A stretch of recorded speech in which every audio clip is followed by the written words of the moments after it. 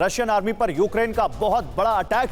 Kyiv में Ukraine ने रूस के सैन्य काफिले पर बमबारी की। तो जो बात यहां जनरल प्रसाद कह रहे थे, रूस से कहीं ना कहीं कोई कैलकुलेशन गड़बड़ हुई है यूक्रेन की ताकत को समझने में। यूक्रेन के इस हमले में रूस का सैन्य काफिला तबाह हो गया है।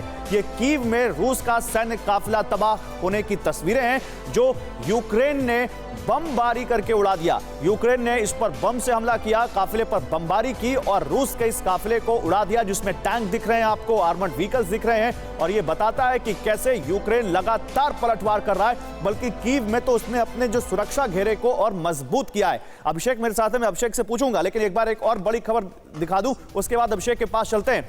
युद्ध के बीच रूस के दूसरे छोर पर अमेरिका का एक्शन भी देखने को मिल रहा है। अलास्का की खाड़ी के ऊपर अमेरिकी फाइटर्स ने उड़ान भरी है। समंदर से लेकर आसमान तक अमेरिका ने अपनी ताकत दिखाई है। डिस्ट्रॉयर यूएसएस कर्टिस विल्बर के साथ F-22 फाइटर्स की ड्रिल देखने को मिली है। ये वो फाइटर जेट है जिसकी तोड़ आज तक दुनिया में किसी के पास नहीं है।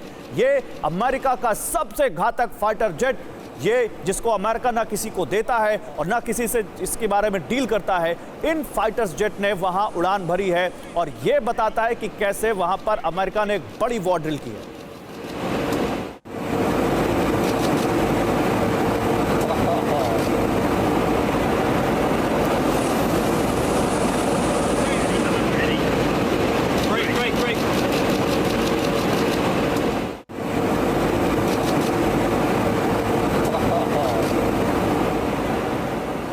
मैं सीधे चाहता हूं पहले अभिषेक के पास, फिर आपके पास आऊंगा यहां पर प्रोफेसर राजन कुमार। अभिषेक, कीव की बात हो रही थी। कीव में हमने दिखाया कैसे रूसी सेना पर एक बड़ा हमला किया यूक्रेन ने और वहां पर उनके काफिले को उड़ा दिया। आपने कीव से बड़ी रिपोर्टिंग की है और बताया कि कीव के कैसे बाहर एक बड़ा हमला खड़ा है रूस की सेना का। लेकिन क्या यह माने कि कीव में अब यूक्रेन अपनी सुरक्षा को और मजबूत कर रहा है, जिस तरह से खबरें आ रही हैं?